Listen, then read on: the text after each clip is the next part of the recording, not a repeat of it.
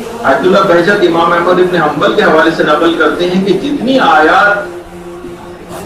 احمد ابن حنبل فرماتے تھے، اہل سنت کے بہت بڑے امام، جتنی آیات شان علی میں فقط اکیلے علی کے لیے نازل ہوئی، اتنی احساس سے کسی کے لیے بھی نازل نہیں۔ ہمیں احساس دو کہ ہمارا مولا کتنا عظیم ہے۔ اہل سنت کے ایک اور بڑے عالم جن کا نام تھا خلیل ابن احمد، ان سے ایک بات پوچھی گئی کہ ما دلیل علی افضلیت علی، آپ کے پاس کیا دلیل ہے کہ علی تمام صحابہ سے افضل؟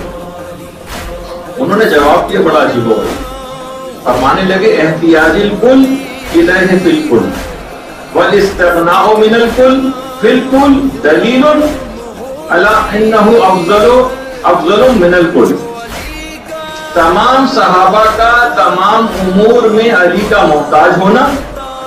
اور علی کا تمام امور میں تمام صحابہ سے بے نیاز ہونا اس بات کی دلیل ہے کہ علی تمام صحابہ سے افضل ہے۔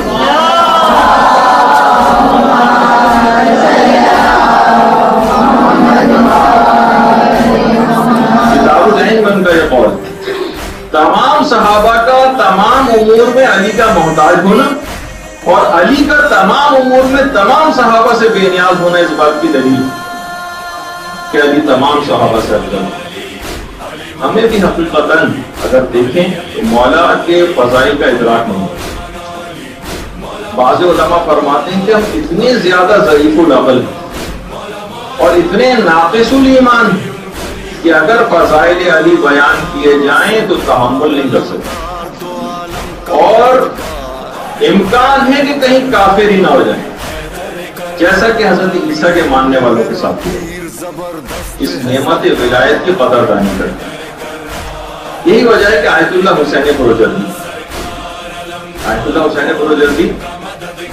کتنے بڑے مکتب تشیع کے عالم ہوئے، انہوں نے بھی اس سلسلے میں یہی بات کہی کہ اہل مکہ اور مدینہ نے نعمت ولایت کی قدر نہیں کی اور اہل بیت کی قدردانی نہیں کی، لہٰذا یہ محبت اہل بیت عاجم میں عجم میں منتقل ہو گئی، حالانکہ ان کی کتابیں بھری پڑی ہیں فضائل اہل بیت سے، لیکن نعمت کی قدردانی نہیں کی اور نعمت ان سے چھین لی گئی۔ تو اس نعمت ولایت کی قدردانی کریں۔